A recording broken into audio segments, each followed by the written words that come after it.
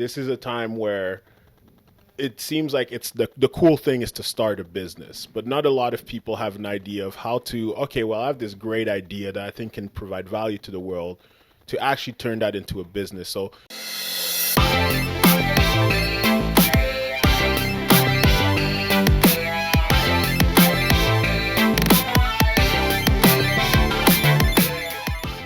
hey, what's up, everybody? It's your boy Juju, and welcome back to another episode of the 1% of Juju podcast, where we teach you the practical steps to live your life like the 1%.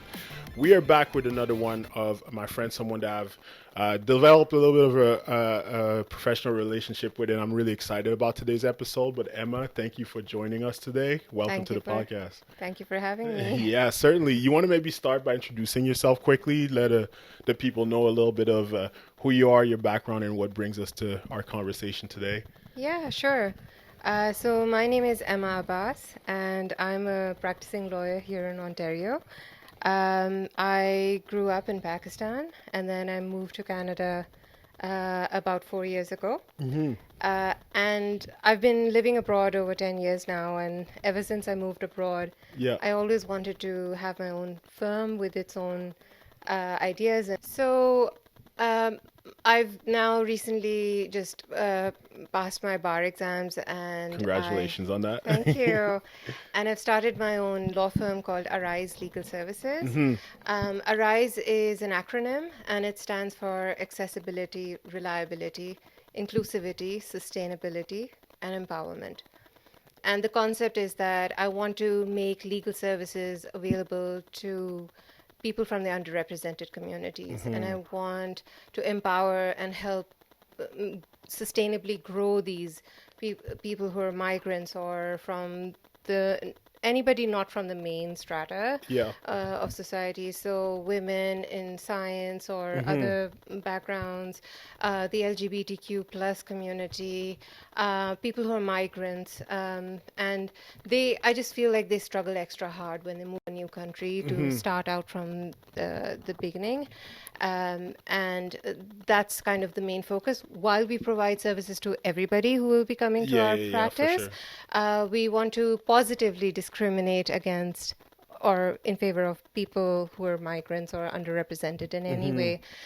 So to do that, I've thought of a few incentives and few things that we can do, and I will talk about that in a bit as well. Yeah, certainly. But the main practice areas we focus on are startups and medium-sized businesses, as well as real estate and immigration and intellectual property law. Yeah, okay. There's a lot for me to unpack there, and it makes, like, I think that I'm really excited about this conversation because for me, I often think about some of the issues, obviously for me being an immigrant as well, and I think about some of my whether it's family or immigrant friends, and I often look around and I see an issue, which is a lack of access to information and actual understanding of how things work. And obviously right now we live in like an interesting time, and I want to be careful when I say that because I'm still young and I feel like it's not the first time that this is around, but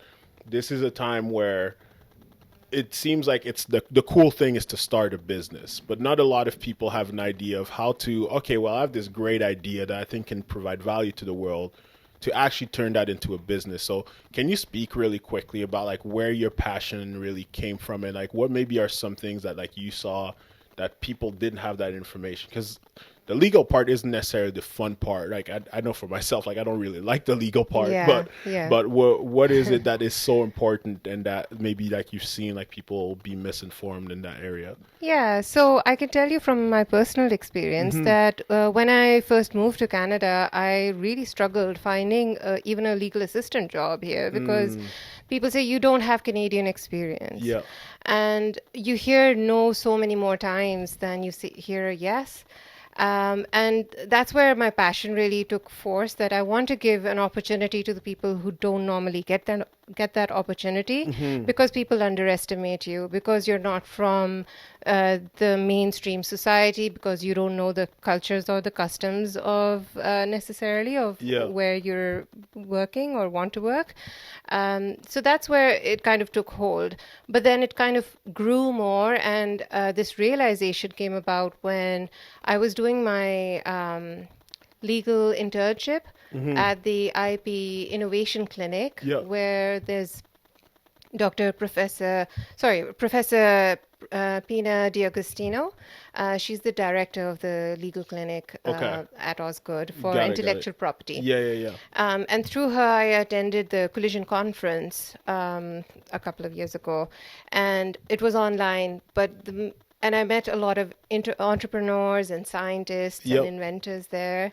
The one thing that I saw across the board in meeting all these people was that they were really excited about the concepts and the inventions, but they did not necessarily have any legal protections in place. They did not know, for example, that they have to keep this idea of theirs protected, and they have to be careful about who they're communicating with, Right. or to have non-disclosure agreements in place when they're discussing anything with a third party, so that they can protect their ideas.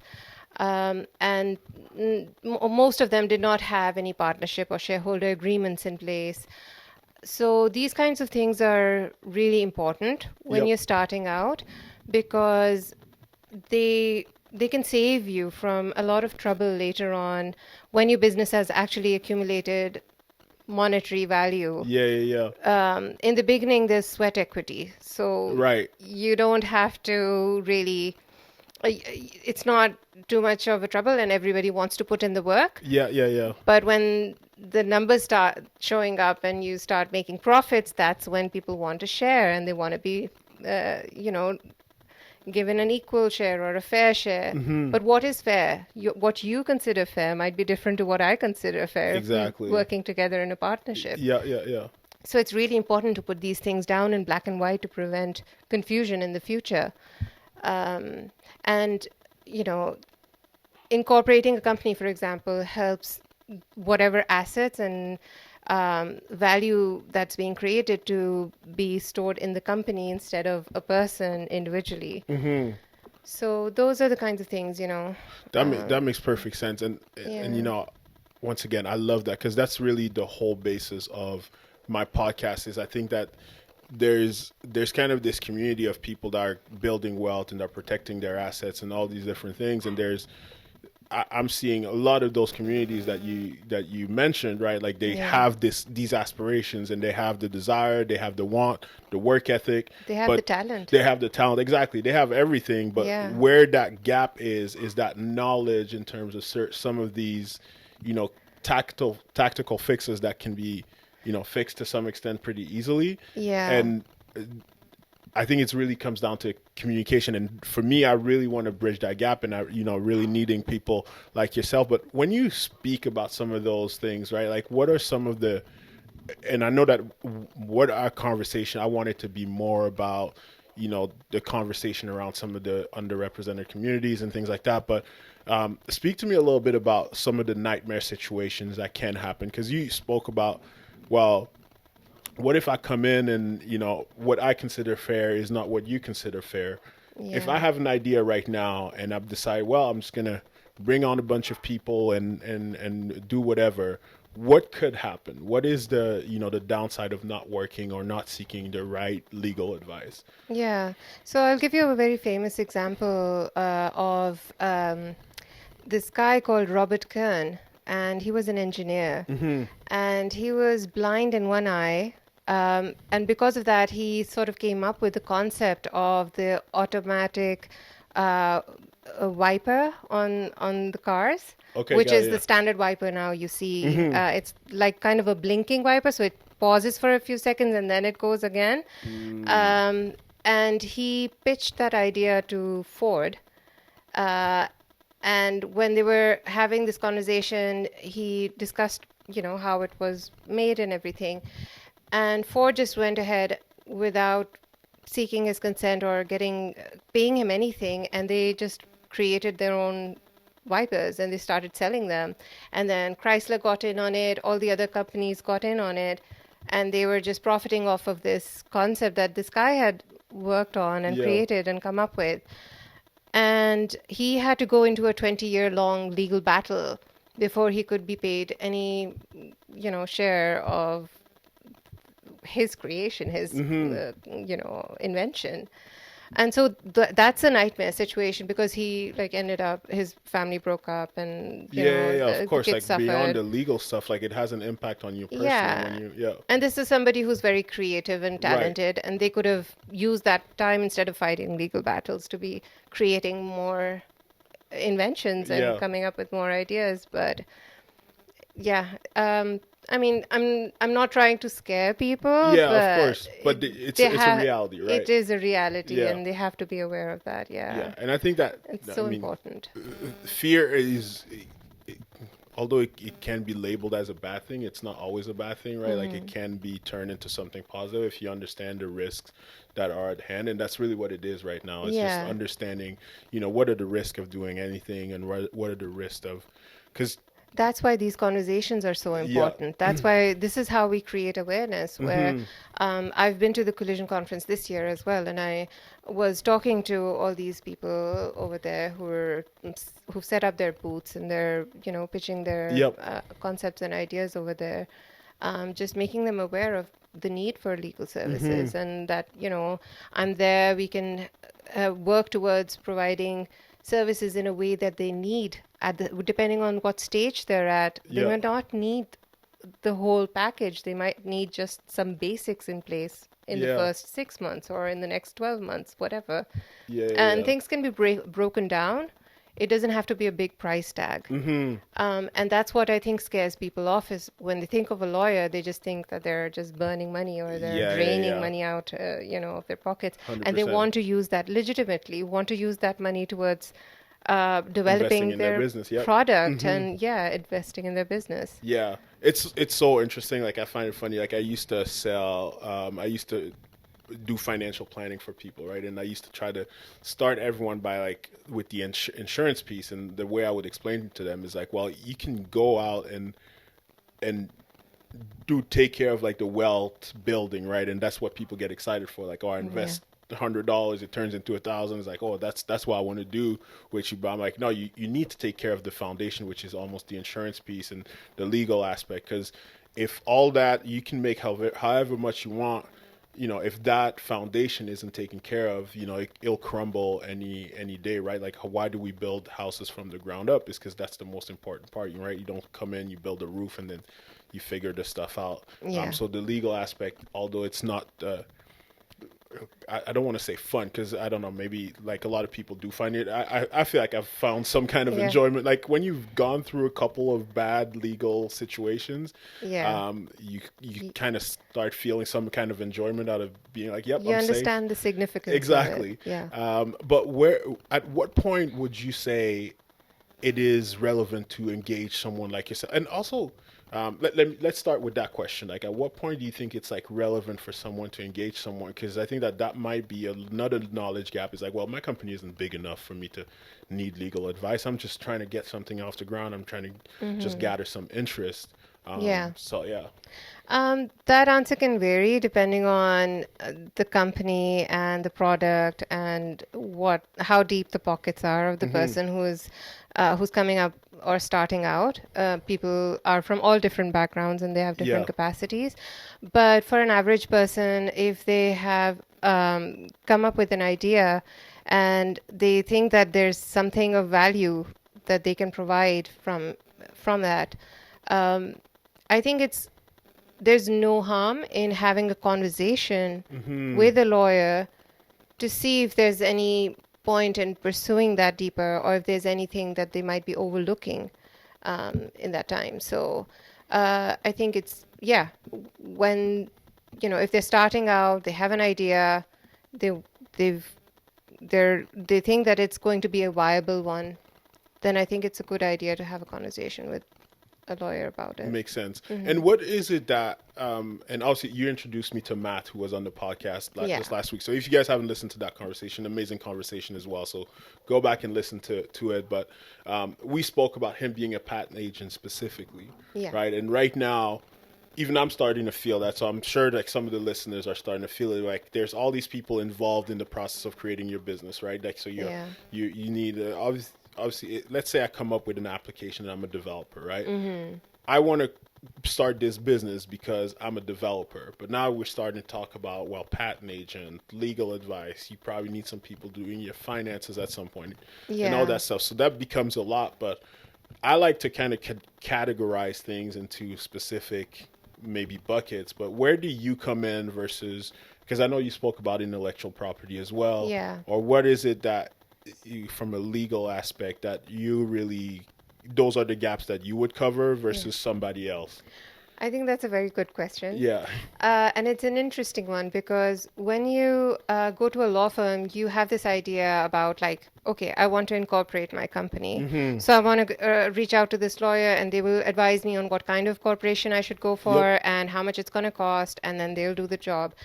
But a law firm is so much more than that. Right. When I start connecting with people from all walks of life, I will know somebody who's a tax lawyer. I will know somebody who's a accountant. I will have a network of people that I can then make available to you, and we can collaborate that way. So it's more than just one task that you're coming to me with. It's about a relationship. For sure. And I can then bring all of this wealth of connections that I have, and we can collaborate on that and work together and benefit each other. But I'm sorry, I think I've forgotten what your original no worries. question was. No worries. But you're answering it. Like it's just like, about like where do you come in specifically from like a standpoint of like you are this lawyer, and you said that you have maybe like a tax lawyer come in and something else. Yeah, so we can advise you on areas that we can cover for work, and then which are outside our scope, we will recommend you other lawyers who are very capable and will provide those services. Yeah. And their values are in line with ours, so you will know that you're going to somebody who is reliable and that. But in terms of, so for example, if you're working with another partner, are they related to you? Are you working with your dad? Are you working with your brother? Or are you with a friend, partnership with a friend, or is it a third party, somebody, a stranger? What if they want to leave the corporation? What if they don't want to be a part of it anymore? Or what if they die? What happens to all the work and the value you've put in the company? Yeah. Who's the owner of that now? If there is no contract or no agreement in place, then you're at a loss, and there might be a long dispute. Waiting in line because the family members of that person might want a they share. might just want their share. Yeah. And they might feel that they're being unfairly compensated because you're on the inside and you know what's happening and that sort of thing. Yep. And then also, like, depending on the stage of the company, like they might be at a bootstrapped stage, they might be at a funding stage, and then there are different stages of funding as well, depending on how developed the product is and whether it's gone to market or not. There are securities laws which are specific to each province in Canada. So there's no federal security law that governs all that would be the SEC in the US. It's the OSC, I think, over here, Ontario Securities Law for Ontario. But companies founders tend to think that it only applies to public limited companies. Exactly. But it's not that way. Private companies have to abide by those regulations as well. Got it. And it's really important that when you're securing funding or getting investment in, that you consult with a securities lawyer on these things and make sure that you're compliant. The other thing is investors usually tend to have their own team of lawyers that will prepare these contracts and ask you to sign on, and then they will give you their money. And while that is all very um, incentivizing and very attractive, Yeah, um, people who are founders and entrepreneurs, they need to be mindful that these lawyers are going to be supporting or benefiting the person who's hired them. And so it is 100%. so important to seek independent legal advice at that time. Yeah. It's not just something you check off or you waive just like that. You have to think about the risks that are involved. What are you compromising? What are you giving away? That brings me into so many more questions. But just quickly, just a quick question that I had for you was, you mentioned that securities laws also apply to private companies. At what point does that kick in? Is it only when you start requesting funding, or could that be earlier if you're a private company? I have not practiced Okay, got securities it. laws Makes sense. yet, Makes sense. Yeah. but I would imagine before you sign any paperwork or before you receive any money from anyone, I would suggest you, if that's on the table, you You definitely definitely get want in to be touch sitting with a there. lawyer and talk to them about Makes this. sense. Got it. Yeah. Got it. Let's talk about real estate, because everything that you said just kind of brought me back, and my listeners are somewhat familiar with a real estate nightmare that I went through, and it was really just that. There's a bunch of private investor. They all had their own representation, right? I didn't necessarily have my own. I had like someone that was drafting the papers for me, but I wouldn't say that they had my best interest at heart. Yeah.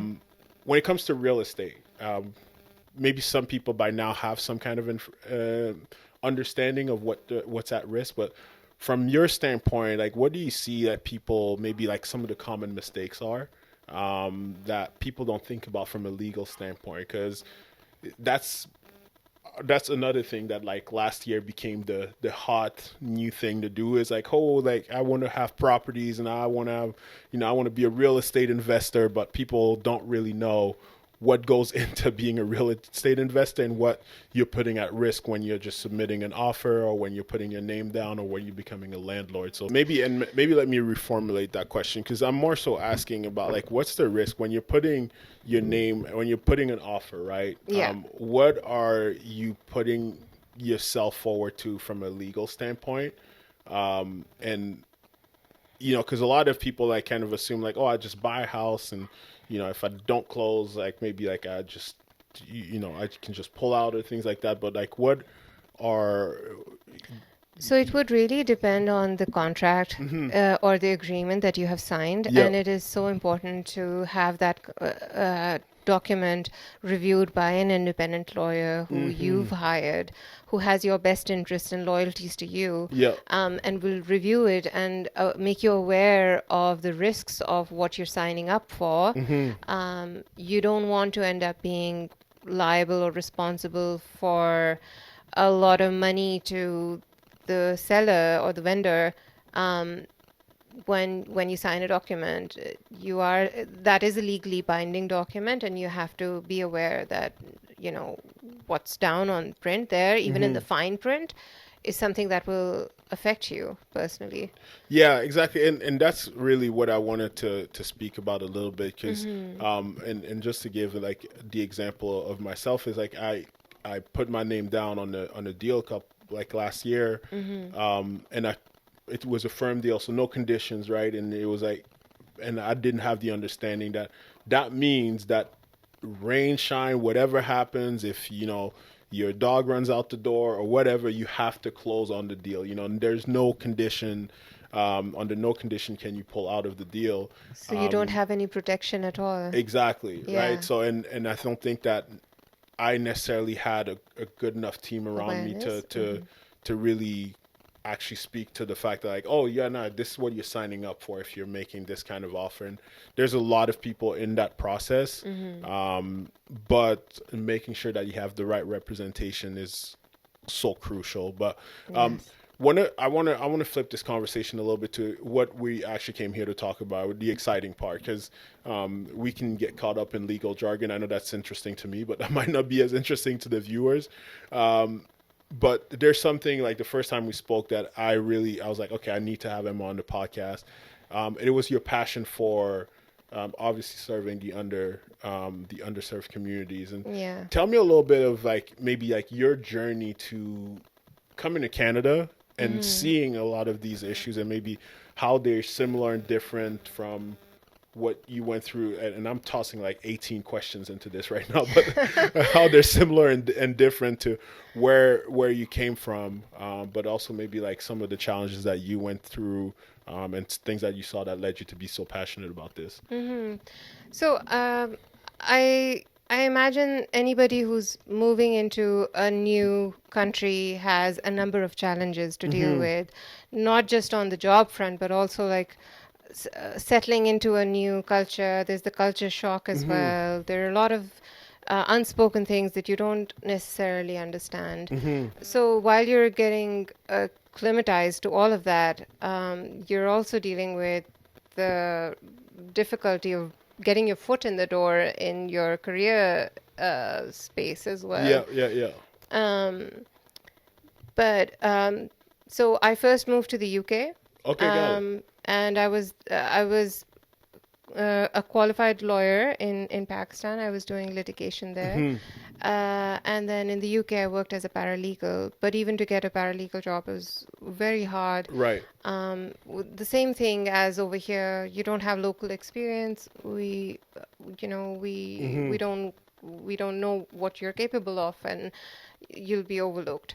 Um, but I'm sorry, what was your question No. again? So So no worries. it's like, what are the challenges? Yeah, tell me about some of the challenge that you went through, but also some of the things that you saw here that led you to be so passionate about those communities specifically. Yeah, so I know I tossed like 5 questions in there, and it was kind of confusing. So no, I really feel for I think creativity and talent is should not be discriminated. It should be across the board. Everybody should have an equal yeah, opportunity, and I really, really believe that. And I just feel like people who are from the underrepresented communities, people have unconscious bias, and they do tend to get overlooked in favor of somebody who's a white male, for example, and checks all the boxes, has been living in Canada or in the US for a number of years, and they know the system, and they're just more reliable from an investor's point of view.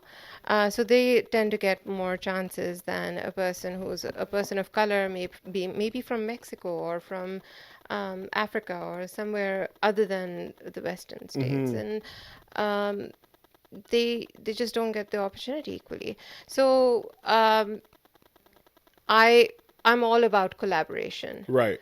And Brightson, who's my partner, and we both want to provide opportunities to these people who don't get opportunities in the mainstream. So to do that, we've thought of a couple of things that we want to bring and to the table and offer Yeah. people. One of the things is that I want to have some sort of a collaborative entrepreneurial platform where different entrepreneurs who are starting out or at different levels and stages can support each other and collaborate with each other. So they would have an interconnectedness, and they will be able to give a boost to each other and give feedback or advice about Yeah. things and bounce off ideas of each other.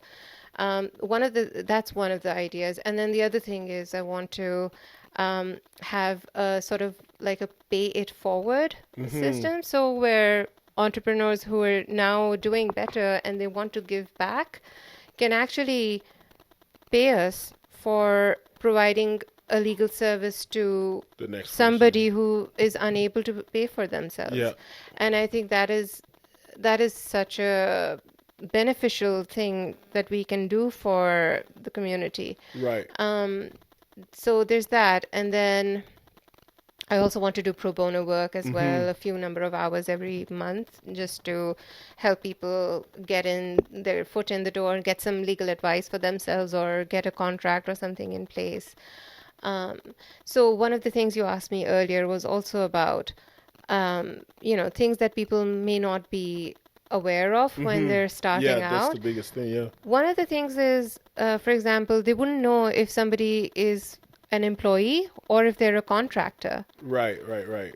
And the way the rules govern these two relationships are entirely different. Mm, The liabilities and the responsibilities and the rights of an employer and an employee are different mm-hmm. compared to somebody who's an independent contractor, for Right. example. And so when you seek advice from a lawyer, they will be able to tell you which side of this relationship you fall on Mm-hmm. with your particular situation. Yeah, yeah, yeah, yeah, yeah. And so, it's so important it might be a little thing, but it might have a big impact on you. So like you said, it's not fun.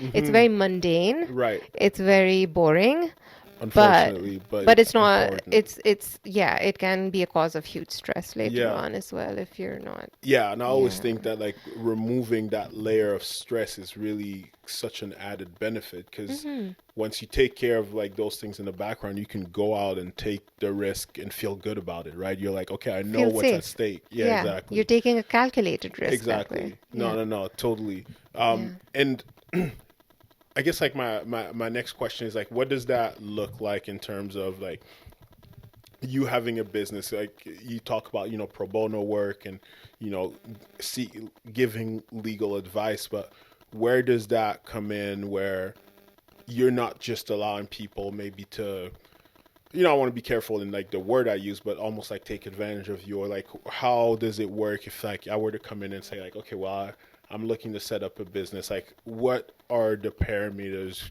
to which your business can support, and at some point maybe like people have to take on additional legal advice or more paid legal advice and things like that. Hmm. So while we will give a limited number of hours Mm-hmm. for a particular case, Yeah. we can give them a roadmap of what kinds of services they might need later Mm-hmm. on. And when they hit that milestone, then they can get those legal services for themselves. Mm-hmm. Um, and I am also looking at other sources that these people can actually tap into. So, any government programs or grants that might be available Yeah. that they can seek out and maybe qualify for, and then have some more resources to pay us our fees Right. or develop their product more and have some more, cash flow that way. So I am also in touch with some venture capitalists as Mm-hmm. well, and these things. So I can always help collaborate and make introductions, and any lawyer who is in this space will be able to do that. Yeah, yeah, yeah. And I think people who are looking for a law firm should look at these things that the law firm has on offer. Like, what are you offering me outside of the stuff that I really need right now? Mm-hmm. How much are you looking out for me? Yeah. You know, No, that's such good. So it becomes like a huge networking tool it's almost, a where like it's relationship. Yes, we're not focused on a job. We're focused on the relationship building. and man, like I said, the first time we spoke, I knew that I had to have you on and that we had to continue speaking because Thank that you. is so lost. Like everything nowadays, I feel like has become so transactional. And Yeah. it's like, what can you do for me? What can you do for me right now? Right? Like, how am Yeah. I going to get paid for my time? And people forget about like the actual impact. But I keep hearing this thing recently. I think it's maybe because I listen to too many podcasts, but it's like people will always forget what you did for them or what you gave them, but they will never forget how you made them feel. Yeah. And there's like such a big impact that has to, on in general, right? Like when you're Mm-hmm. going out and like how you're deciding to live your life is like how are you making people feel, and that's Yeah. going to come back to you one way or another. Whether it's through that person directly, and it's not necessarily in monetary value, but that Yeah. person, 10 years down the line when they're vouching for you. Yeah. And I've had people like that who supported Hmm. me as well when I first came to Canada. Exactly. It's. Like, I was reaching out to people. I had no connection with them from before. Hmm. They had no reason to want to respond or, Yeah. help me or support me at all. But these people did. And Matthew Powell is one of those people Hmm. as well. He was really supportive. He introduced me to people. He recommended people I get in touch with. Yeah. And I think those moments when people are willing to pay back, um, and give back, that's where you have growth and you have progress and you have success and collaboration. No, that's great. That's awesome. I want to talk about like one more thing with you, just because we live in, I feel like a very interesting time right Yeah. now in terms of, and I just ask like your thoughts on it because, and I've asked this a couple times now on my podcast to most of my guests because I've heard that recently that a lot of people that are maybe like more of that millennial or Gen Z. I think that's the next generation coming up, Mhm. and that are in those generations. They're kind of coming out and saying, well, at least the Gen Xers, they had like a framework, right? Like they had a well, finish school, get a corporate job or whatever it is, and invest, buy a house, whatever. You'll have success. You'll have a certain level, and it feels like now like that's no longer a reality. So it feels like every day there's someone that whether they're on the internet making millions of dollars and they're like 15 years old and everybody feels like that's the only way to go right now.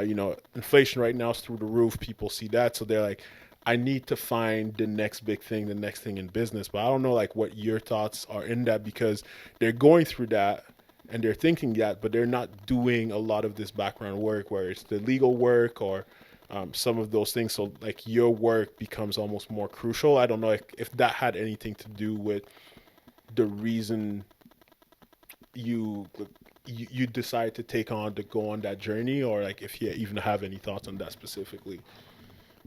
Um, I I think that the rate at which inflation has gone up Mm-hmm. and the house prices, for example, Yeah. have gone up are not parallel with the rate at which people are being paid. Mm-hmm. And there is this gap, and it's an increasing gap. And homes were more affordable Yep. earlier on, Mm-hmm. and they're less so now. And everything is so much more expensive as well. Yeah. That does that does make every dollar that you're spending more precious. Mm-hmm. And that's where I want to bridge the gap. That's where I Yep. want to bring, our firm is digital. Mm-hmm. So we want to bring the legal services to your fingertips. You don't have to go to a brick and mortar office. Exactly. You Yeah. can just access us online. Mm-hmm. It cuts our overhead costs as well, but then we can transfer those benefits over to the Yep. clients as well. Mm-hmm. And the other thing is, we want to provide legal services to clients in a way that they need them at a price that they can afford to Yep. pay. Mm-hmm. And that's the key, I think. And that's something that a lot of traditional law firms overlook. They think that, if the client can bring us the money, then, we will provide them the service. Mm-hmm. Um, but it has to be balanced. Like you said, Yeah. we Yeah. have to have our boundaries as well. Much as Mm-hmm. we want to help out people, the intention is there, but there are certain lines we have to draw as well to protect and sustain ourselves as well. Yeah. Because at the end of the day, a law firm is a business as well. 100%. Um, and so we are making offers like, having a payment plan, for example, in place Right. where Right. the Right. person doesn't necessarily have to give us a huge retainer upfront. We can break down the cost for them on a monthly basis so that Mm-hmm. they can afford to they can get the protection that they want at the time when they need it most, but then they can pay it off in small bits and it makes it bite-sized Yeah. for Yeah. them. Yeah. Totally. No, I mean, I agree with you because I look at things sometimes and I'm like, how is it that people are going to get by? Like, I feel like a big reason why everyone I hear of, they're like, well, I want to start a business. When if you think about maybe, my parents' generation, it was always no, don't start a business. Go find a job. And I remember when I graduated, there's somewhat of a mentor that mentioned to me, he's like, oh no, like don't go into something that you have to be in business on your own. You want to go find something that will give you a good retirement plan and things like that. But nowadays that almost seems like unfeasible. But now everyone wants to jump into, I want to be a business owner, or I want to have my own business, or I want to have my own side hustle, but they don't necessarily know what they need to take care of and how they need to protect themselves from that. So, no, your work is going to be ever so so more important. Yeah. It's funny you said that. I remembered something that I heard a few days earlier, which is that you have to have a screw loose to be an entrepreneur, Yeah, because nobody in their right minds would take 100%. on the kinds of risks that an Exactly. entrepreneur does. Yeah. But I would also add to that that um, the a migrant entrepreneur Hmm. is that on acid. Yeah, yeah, yeah. Because it's 10 times more difficult for them Exactly. to, with the limited resources they Yep. have, Hmm. to take that kind of risk on board and still try and make something of themselves Hmm. outside of the constraints of society and expectations, Yep. and to think outside the box and prove themselves and, show their talent to the Yeah. world and not be afraid. Yeah. I mean, 100%. And when I think about the immigrants specifically, is like so many of them come here for a better opportunity, right? Hmm. We come here because we want to be part of this, this dream that's been sold to us. So I, Yeah. I always encourage people, and a big part of like, the work I'm doing now is like encouraging people, like actually take part in this dream. Don't just go and, you know, be average. Go and take that risk, and you never know like what can turn out of it. But obviously, do that's calculated and do that with the education level. But we spoke about so much. This was a really exciting conversation. Thank you. Emma, I wish your business so much success. Thank you I so hope much. obviously we stay in touch. But where can the people find you if they want to get in touch with you? Where can they find you, your business, and your business partners? Yeah, so our firm is called Arise Legal Services. Hmm. That's the name of our website as well. It's www.ariseLegalServices.com. And we have a contact form on there. My number is also available on there. My email is eabbas, so EABBAS Hmm. at ariselegalservices.com, and they can reach out by email or contact us through the website. Excellent. We'll put all that information in the show notes and description so you guys have access to that. But thanks so much for joining the podcast. This You're was most welcome. actually a blast. Like I loved it. I learned a lot. I'm sure the people learned a lot as well. Yeah. At home, make sure that you are subscribed to the podcast because we're coming to you with so many more of these wonderful conversations and pieces of information. But for today, you already know, make sure that you're taking the steps today to ensure that you're 1% closer to your goals than you were yesterday. Thanks for joining us again, Emma. Thank you for having me. It All was a right. pleasure.